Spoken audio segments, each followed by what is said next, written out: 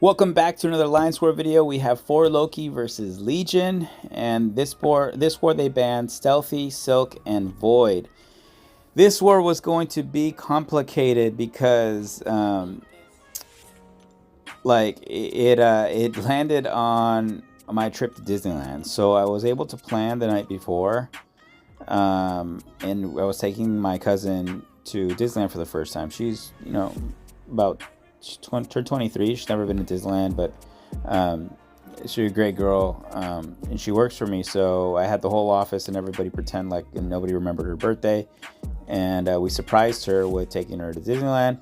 However, that was going to make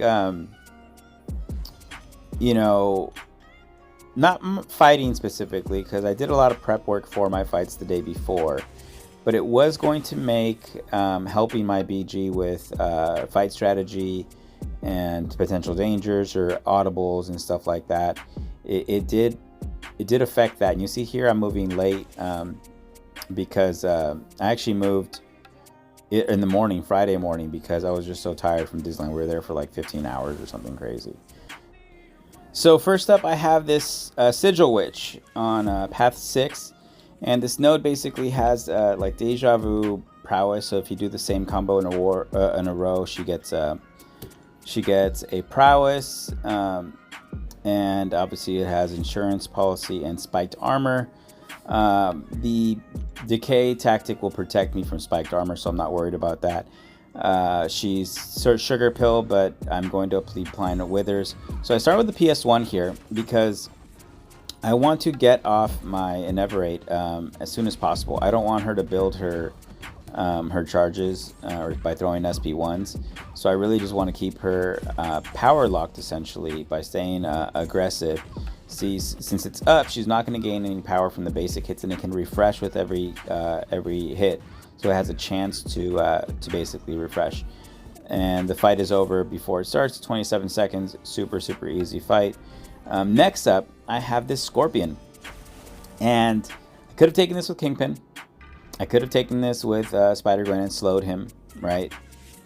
And obviously I have an R4 Peni who's on the team for synergy purposes. I'm going to take him with Peni.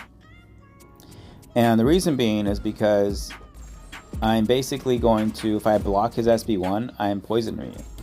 If he happens to turn on a Scorpion Sense, then I can just auto block it. So right there, what I do is I had the Power Start 1 from the previous fight, but I want to basically spam my special 1 and some combos to get to a hit counter of 20 before his Scorpion Sense comes on. And now he's basically he's getting, I have 23 Spidey charges. If I can just get to my special 2, he'll be dead. I wanted to push him to his special to evade that completely. And here I just want to be careful that he does not do that. So I parry and then combo into or parry into my special 2, and he evades the whole thing. So I'm just like, man, this is why people hate fighting Scorpion. But this is why, Peni being immune really helps, because I can still spam specials and get some of my damage off. So right here, I'm just like, okay, this is getting annoying. His Scorpion Sense is back on. So I'm over 20 charges again, and I'm power burning him.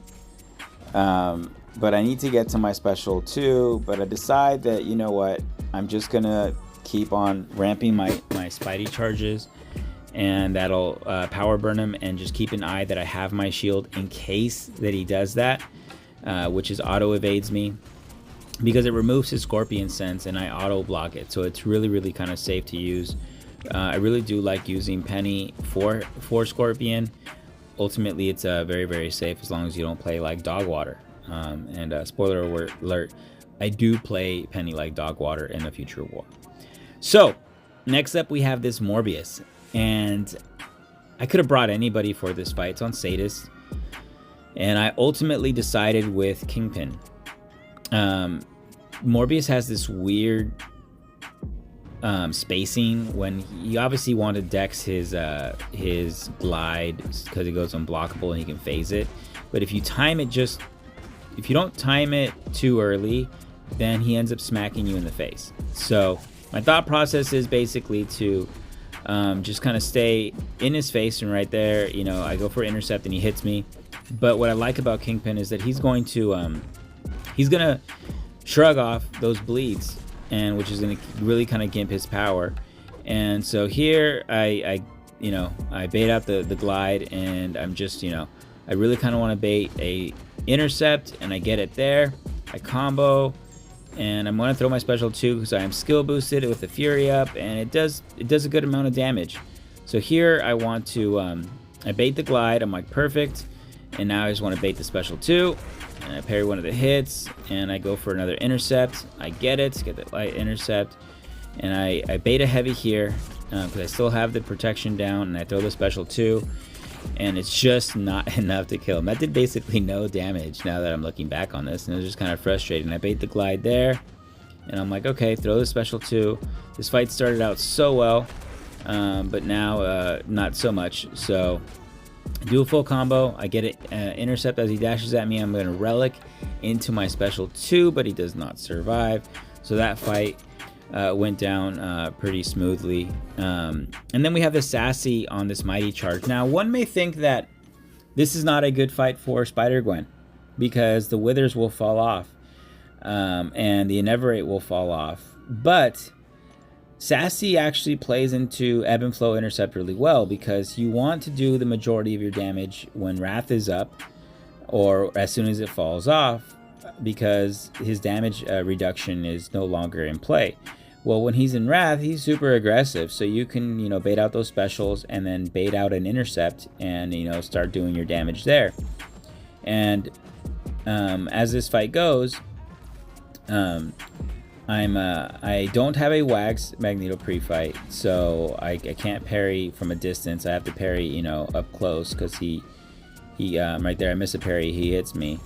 So the plan basically is to I wanted to get an intercept and maybe keep him inebriated in the corner, but at this point he's building. He has 4 stacks of rage, so he's reducing my damage, and I don't have the protection down, and I can't even push him to a special 2 to dump that.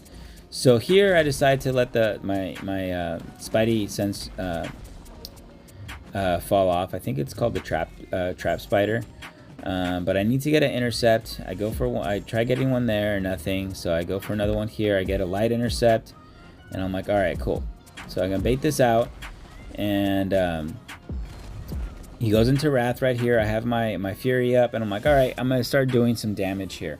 It's my first time taking him this season on this node, and it's not a duped Sassy, so I don't have to worry about the region at the end. I just have to basically, you know, time my damage to where I can kill him. So here is what I'm talking about. I don't have the intercept, but I get it with Wrath because he comes at me, and then I throw that special 2, and it gets him in the corner, or sorry, that special 1, and now I'm dealing some damage, some major damage there while the protection was down. So here he has no stacks of or 1 stack of rage, and I need to get an intercept. I get it right there, perfect. And I'm gonna combo into my SB2, and it kills him with only 3 stacks of rage, 50k crit at the end. That went absolutely perfect. And my last fight is this Chavez on node 38. This fight basically, you know, I said it was a bad placement when we faced LVT on Mighty Charge because she shrugs the Withers, but you get it every time you hit her or touch her. So this one, she goes debuff immune. So if you knock her down, you can't apply the Wither. So if she throws those heavies and she has a special 2, then it can go unblockable. So at this point, I'm like, okay, I can kill her with the protection basically up the whole fight. It'll be a little bit longer. Obviously, there's the Chavez AI we all love, the heavy at the start, right? And so I'm like, okay, I like to gauge how much damage I'm doing. And here, the thing about this node is that, you know, she has a prowess building up. So if you take some of those specials on the block, it hurts. Right there, she happened to throw a heavy, and she kept her dimension because I didn't hit her after. She threw a heavy and then a special 2. And it was unblockable. So I let go of my block, and per SpiderGwen's ability, she can evade unblockable attacks. So she's really, really safe for Chavez in general. And even without decay, I think she's still going to be good because she can auto evade that SB2. There, I mistimed the special one, but ultimately I just want to keep her prowess under control and deal some damage. Right here I knocked her down, and I'm just like, okay, let me get into this fight. It started kind of slow, and I really wanted to deal some damage here. You see here she's building prowess, and what I should have done is let her throw the special 2, and here I'm going to take it, evade it right there. So I didn't have to take any of that on the block, because those prowess with that special 2 would have severely hurt. So her being in the negative dimension really did help me. And here I'm going to combo, and I wanted to basically knock her down, and then use my special 3 to end the fight. She's getting friendly with her special 1, so I'm keeping the prowess down, and I just need to get a parry at this point, and I'm going to combo into my relic, into my special 3, but she is going to die. And that was my war. Unfortunately, we did lose this war. I think there was a couple of fights where I could have, talked to my teammates and helped them through some stuff, but ultimately we lost 6-4. And now it's our 3rd loss of the season. We are 1-3, so not so good. Shout out to Andrew, Karate Mike, and PWF on the MVPs, but we will see you in the next one.